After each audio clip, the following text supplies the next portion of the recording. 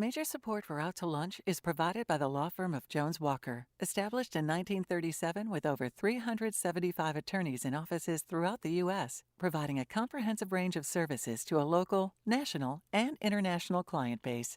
JonesWalker.com.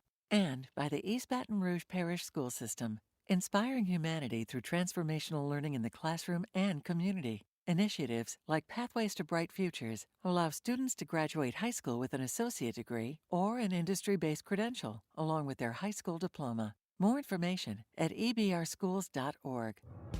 From Mansur's on the Boulevard, we're out to lunch with Stephanie Regal. It's business, Baton Rouge style. Hi, I'm Stephanie Regal. Welcome to Out to Lunch. Baton Rouge may be no Silicon Valley, and it may not even be the Silicon Bayou that was hyped in the early 2000s by the tech park and economic development folks. That said, there are some amazing companies here that are creating tech products and performing IT services in ways that are not being done anywhere else. And not only are these cool startups, but some are proven commodities, businesses that have grown from the ground up and been acquired by larger companies or private equity firms. Joining me to discuss this is Vij, founder and owner of 365 Labs, a tech company that builds software and processes for public safety departments, courts and prosecutors, and first responders. Mo founded the company in early 2021 using his Highland campus as its headquarters. The company is funded by Vij Capital, a private equity firm he founded in 2019 specifically to fund technology firms. And in the years since its foundings, 365 Labs has really revamped law enforcement systems for dozens of agencies around the country. Mo is no stranger to the tech world or to this show. You may remember he was a guest several years ago when we talked about his company, General Informatics, which he founded in 2004 and sold a majority share of in 2020 to a private equity firm.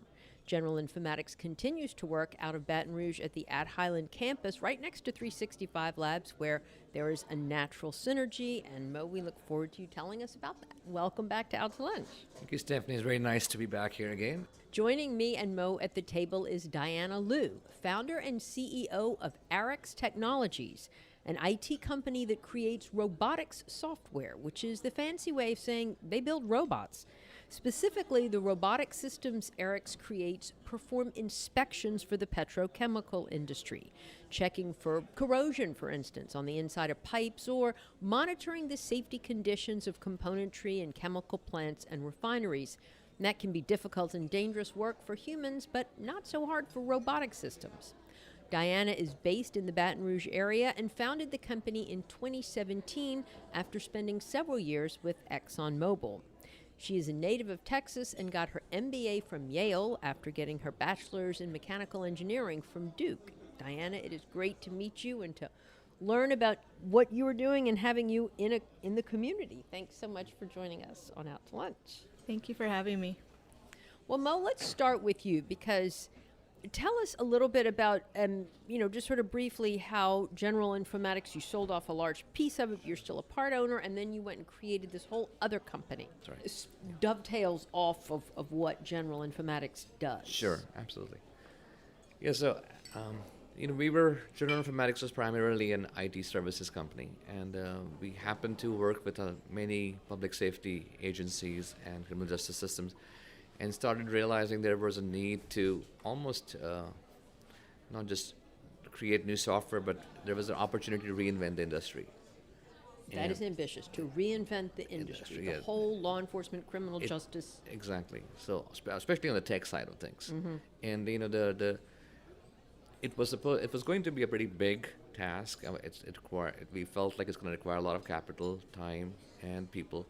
And the first company, General Informatics, was organically grown over the years, and we realized we didn't have that much time this time, and to have the right resources, we needed some capital, and therefore, kind of we decided to sell a good part of General Informatics, raise that capital, and try to build the system. Now, we were in a stealth mode for many years, trying to build things because we realized it's going to take a few years to build something before we go to market.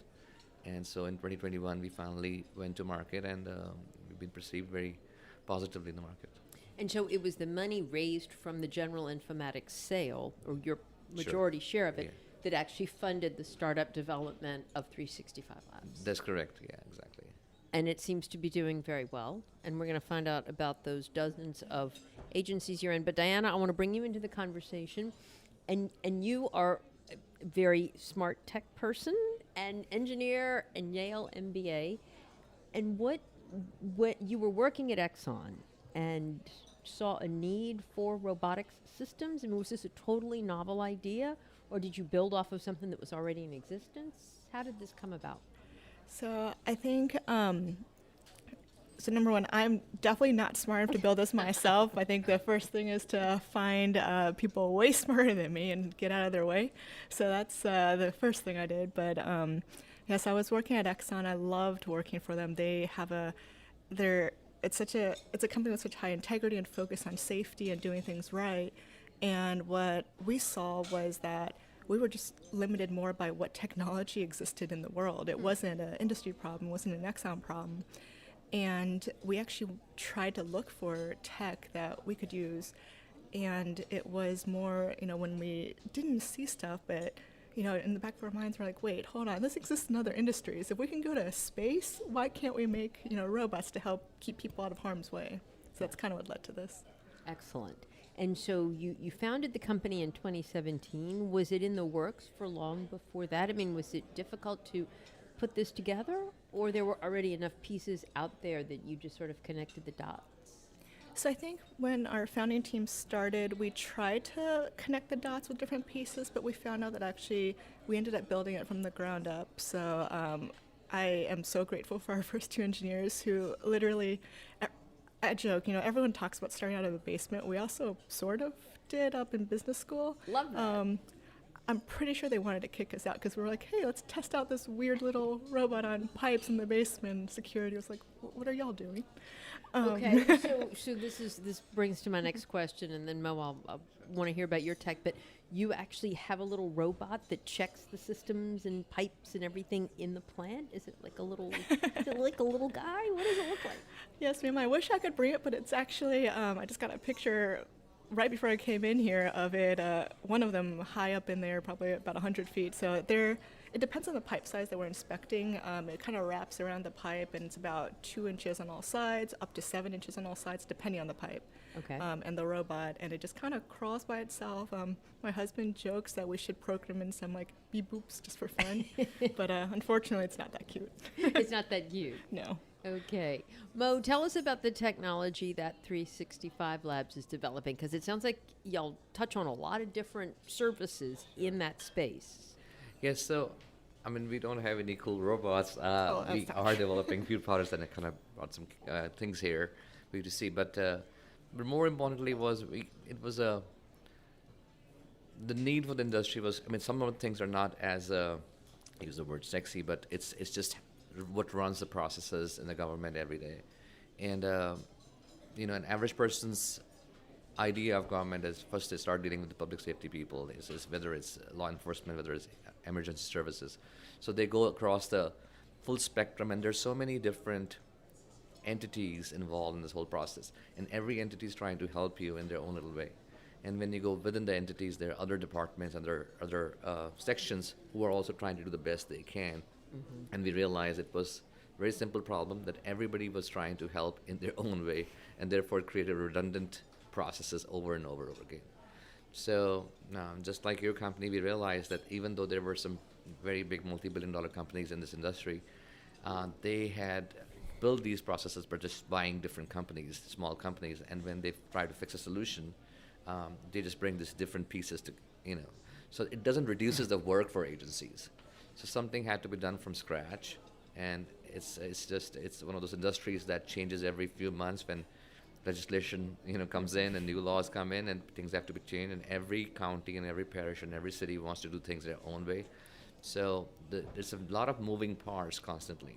So to keep something that could serve such industry had to be very dynamic, constantly evolving, and kind of configurable, so those things could be done.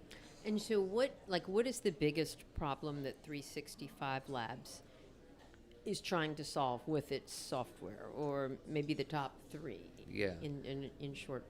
form? One is to just simply bring efficiencies and remove the repetition of work. An average police report, if something happens, maybe have to done 6 or 7 times because public wants statistics, government wants data, and these people who are doing law enforcement end up doing a lot of clerical work behind it to get everybody just informed about what's happening. And the thing was, can we just pick up like Uber? You can click a button and you can get a ride and you just get off and you don't have to worry about payments. So can we bring that kind of, I will use the word common sense in this process, where and then when we started doing this stuff and saying, hey, we can reduce the number of steps that go into initial interaction to getting things, paperwork done, and criminal justice and all the stuff. If we can do that, there's a side effect of that was our second clientele or second client is public, and we said we can bring transparency for the from the public side of things on the process and make them a part of the whole process so the trust can be built. So it started becoming from both angles, and the timing was right after COVID and everything and all that happened in the country. It just became a good solution from both sides. That's fantastic. Dianna, what problem is it that your robots solve? Is it just that it was difficult and humans aren't quite able to do the level of inspection because of the configuration of plants and pipes? It's just too hard to really see what's going on inside of them? Sort of. So it's all of the above, essentially. So right now it's kind of similar to what Mo was saying, just a lot of different components, a lot of different pieces, and on top of that it was very manual, very dangerous. It was people, on temporary scaffolding 50 feet up in the air or hanging from ropes, and then of course if you're swaying in the wind, how accurate is your data, even though they're doing their darn hardest and they're experts at it. So why don't we take their expertise and let them do their job safely and have some robot doing the dangerous portion and then just have them analyzing. So that's kind of what we're focused on, and specifically what we're aiming to do is get them better, safer, and faster data, a lot cheaper than what they're used to. And ultimately that can help prevent corrosion and leaks and unplanned outages and all those knock-on effects. And does your little robot, are they constantly doing inspections, or is it like a weekly or monthly thing? Is this kind of data like constantly fed into the loop, or just periodic safety checks? It depends on the customer, so we definitely want to do whatever they want. So some of them might be a constant, others are looking to bring us in once every so often, and then there's some that are looking at us on site every single day. And are y'all the only ones in this space doing it? Is this like a patented technology, or are there a lot of other companies? So we're definitely patented. That's one of our priorities, both U.S. and international. There's other robotic inspection companies, but the majority of them really focus on tank inspections while we focus on pipes. Mo, what about y'all? Tell me about the competition and how that affects sort of the way you go about trying to sell this product, because I know how law enforcement agencies can be, and especially you mentioned county governments, and it gets to be kind of old boys network sometimes. Right. No, it is, but at the same time, we did the same process. We got patents for many processes we developed, and but I think at the same time, when you are able to get to the right audience, there are two different audience for us. One is the chiefs and the sheriffs and the judges, and when they see things, so we have to let them see the big picture, and that's the the first checkpoint for us. And then you always get brought to people mostly in multi-day demos, so they will go through our products over days and try everything. Different departments come, and we've seen that so far it's almost been 100%.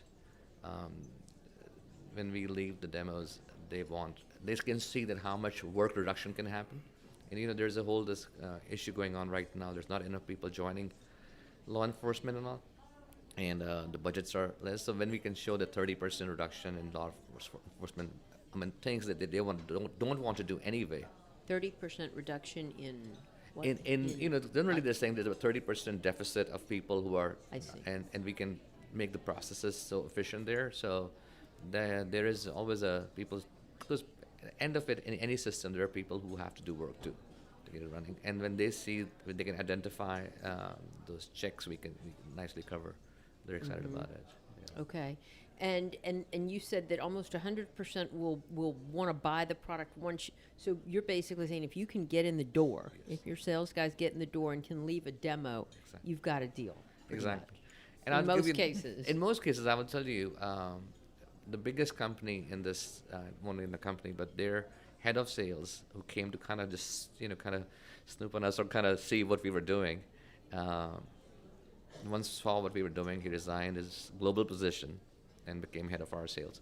So that, because he was like, this is the change we need in industry, and so we're excited about that. You're listening to Out to Lunch. I'm Stephanie Riegel. I'm talking to Mo Vij of 365 Labs and Dianna Liu of Arix Technologies. Dianna, how big is Arix Technologies, and do you have partners working with you? You mentioned a couple of engineering students that you worked on the robot with. Yeah, so we're still much smaller than most companies. We're about 20 right now, spread between here in Louisiana and Houston and in Europe. And then we have, like him, kind of some investors scattered. We're really excited to have a lot of local investors too, both here and in New Orleans. Oh, that's great. So Louisiana investors. Yes, ma'am. What brought you to Louisiana? Were you working with Exxon here? Yes, or- ma'am. Okay, Yeah. so you were working with Exxon, and then Yeah, and I loved it. Louisiana is such a great place to start a business, and I think it's like one of the hidden secrets because the people are everyone's so helpful, everyone's so creative, and it's just like, you know how you started talking about Silicon Valley, but I think that when you're working on industries that Louisiana is really good at and knows about, there's no better place to really start than here because you have so much support, so much people, so much the ecosystem. It's like almost like a small town feel, where everyone knows everyone wants to help out, so they keep introducing you around. So yeah, this we've loved is this. fantastic. I don't think I've ever heard anyone Really? say this before. But I know. And this is the new poster child for the Baton Rouge Area Chamber. I was Diana, not fed no, any that of is this. great. You were not paid to say that. I was not, no. Because I wanted to talk to you about the tech ecosystem here, and I think maybe to your point that was well taken, that if you're focused on tech in the industries where we really already excel, maybe that's the key, because I think sometimes people try tech startup and there's no base here for it, right? I don't know. But I What do you will think, differ Mo? a little bit there. Fortunately for you, Exxon, and there's a lot of engineers involved there, so they can appreciate the new engineering paradigm shifts you're making there. But in an industry which is very lot of public scrutiny, a lot of media scrutiny, and people want to hold to the status quo that works. So it's very different in public safety Yeah. and all, and where even though they like it, but it's like, how will it affect the process? There's a lot of holdback on pushback on those things there. But yeah, I mean, I agree with you that Louisiana has done a great job of having the incubators and startups like we were talking about earlier, right? And but at the same time, I think there is a mindset that tech is not as easily perceived here unless you're in the oil industry, So most of the people. So I think there's a That's there- fair. that- yeah, yeah. very much so. And Mo, of course, you were in the tech park, the LSU Right. Innovation Park, I think they call it now, for a long time. Yeah. And it has grown and evolved in the years since you started out there about almost 20 years ago. Right. Did you feel like you got the support you needed, not just from LSU per se, but Sure. from the tech ecosystem here? The tech yes and no. There are people in the sense of there are people who are very willing to help, but I think a lot of the programs that have been put in place, whether they haven't evolved with the speed of things have changed in tech, so they don't really provide the kind of support you need. So there's a lot of willingness, the intentions are good, but I think the programs haven't evolved as fast though. So that's kind of, you feel a difference there a little bit. So and Interesting. Diana, are your little robots only in Exxon refineries, or are y'all in other plants up and down the river or around the world? You mentioned Europe. Yeah, so I think for all of their privacy, I won't say any company's names, But just but generally speaking. yeah, we're mostly in petrochemical and chemical, downstream and midstream right now. We've gotten a lot of requests from upstream, including a couple offshore, but baby steps. And I think I was talking to Mo right before this. The most exciting one for us has been power. So this one y'all can probably Google the company, but the energy provider for New York City is actually one of ours. one of our favorite customers, and being able to inspect their pipes underneath New York City has just been eye-opening for us. We love trying to help out however we can. Oh, that's so great. Mo, I mentioned at Highland when I introduced you, and this is beautiful campus that you developed several years ago, and now you're there with General Informatics. How is that working out? Is it the little like Apple campus in South No, Baton Rouge yeah. that you had envisioned? Yeah. So the vision is still intact. We're working on the phase 2 right now. There have been some changes to the original vision. We wanted to make it more office centric, and now it's more of a even like what's happening in California. They're kind of people are working remotely, so we had to rethink the space. That said, we did get our permits and everything. The architects are working on phase 2, which is almost a $70 million coming together. So hopefully we'll see construction in about a year there. And will it be more office space, or it's going to be mixed use? It's a mixed use. Yeah. Yeah. But I mean, do you still feel like we need that sort of tech space where smart IT people can come together? Maybe Eric's Technologies can open an office there one day and y'all can work together. No, we would love to, and it's like, but the dynamics have changed. But still, we feel like if we can bring people together, especially the things which require a lot of creativity and interaction, you cannot substitute the remote. I like to work remotely, but I absolutely want to be in office for things where effectiveness is much higher. Yeah.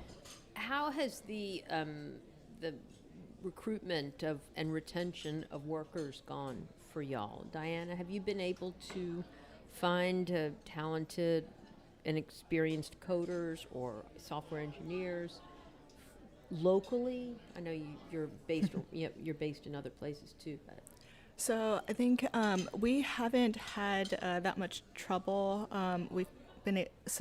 Lately we've been hiring more hardware engineers, robotics engineers. Our warehouse that we build is in Houston, so we've been looking there. But software, kind of to Mo's point, we hire anywhere. We are open to wherever the best talent is. So I think like I mentioned you mentioned at the very beginning, we have some colleagues even in Europe. So yeah, if they're in Baton Rouge, we are more than happy. and I guess that's the great thing about software. They can be anywhere and they can do their work from wherever, right? Right. I mean, in our case, I think the vision was to do it here, and we struggle with that at times. We have people who fly in Sundays and leave on Thursdays. We're trying to, and that's part of the whole campus development, to kind of pull them in here. One of the ideas was not just to do a company, but to do a company here. For us, very, very, even with General Informatics, if you see 3 years ago, there's a lot of pride that we have a Baton Rouge company in 7 states now. Mm-hmm. It's headquartered in Baton Rouge. So one of the missions has always been that we need to have user conferences in Baton Rouge. That's how I see it. Our success will be when we can bring people here, do things more like that. It's hard, but that's what the goal is. And tell us how General Informatics is doing. A California private equity firm bought the majority Dallas share in them, and Dallas, sorry, and they are expanding it all over, or is it? Yes, so from North Carolina to all the states in Gulf South till Texas, there were about 7 acquisitions in the last 3 years. So it's been growing from a small company to hundreds of people now. Again, headquartered in Baton Rouge. So And do you still have a role in it? Yes, I'm still an investor, not a majority, but still a second highest investor, and also a board member. Okay. Yeah. So, but I wanted to focus 100% on a new thing. It was like, you've done this, now you want to get into something. It's 20 years in General Informatics was a long period. Yeah. It's time for others to take on. Yeah. Wonderful. And Dianna, you mentioned the hardware aspect, and your little robots are built in Texas, you said. How many do y'all churn out? So luckily each robot can have pretty high utilization, so we base it off of a customer need. We just want to keep them rolling at all times. And I think, actually, if I can go back to the hiring piece, so even though we're hiring the technicians in Texas, I think what we found in Louisiana is just all the experience in the plants. We do hire inspectors, and you can't find this expertise anywhere else except along the Gulf Coast, along the Mississippi. So Really? That's been just incredibly valuable, from Baton Rouge down to New Orleans, that whole area down to, up to Lake Charles, everywhere. And do y'all have plans looking forward to create, say, new types of robotic systems that build off of what you're producing now? Yes, ma'am, absolutely. We have a laundry list of ones that customers have requested, and actually today is one of our soft launches of one of our new robots. It's I was showing Mo right before this. It's several hundred, several or a dozen feet in the air right now. So fingers crossed. Fantastic. And Mo, what about 365 Labs? What's on the horizon for you guys? Right. So, it's become almost there were 72 different applications in 65 Labs today. So Wow, we started. that's a lot. It's a lot. So and it grows as we find different, trying to cover the entire ecosystem on a single base. So that's why I think it's become a unique in the country. In that sense. Well, Mo Vij and Dianna Liu, you both are a reminder that Louisiana is about more than food, fun, and festivals. We have creative capital here, but we also have a successful and innovative tech sector with entrepreneurs who bring a wealth of IT experience to not only this community, but the market overall. It's great to know y'all are in Baton Rouge. Thanks so much for all your hard work and for joining me today on Out to Lunch. Thanks so much for having us.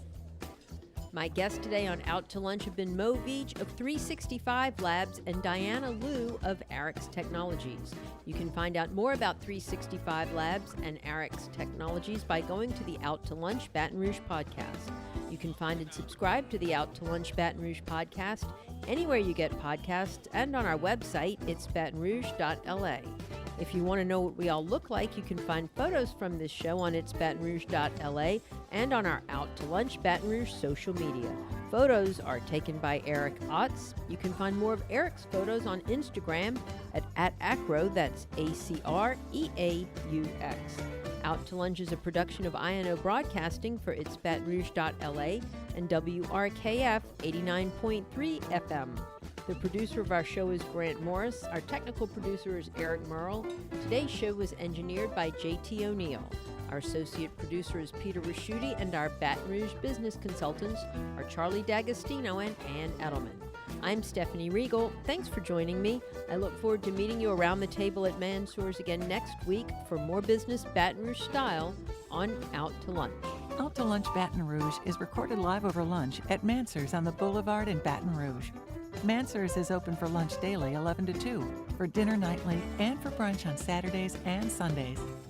Major support for Out to Lunch is provided by the law firm of Jones Walker, established in 1937 with over 375 attorneys in offices throughout the U.S., providing a comprehensive range of services to a local, national, and international client base. JonesWalker.com.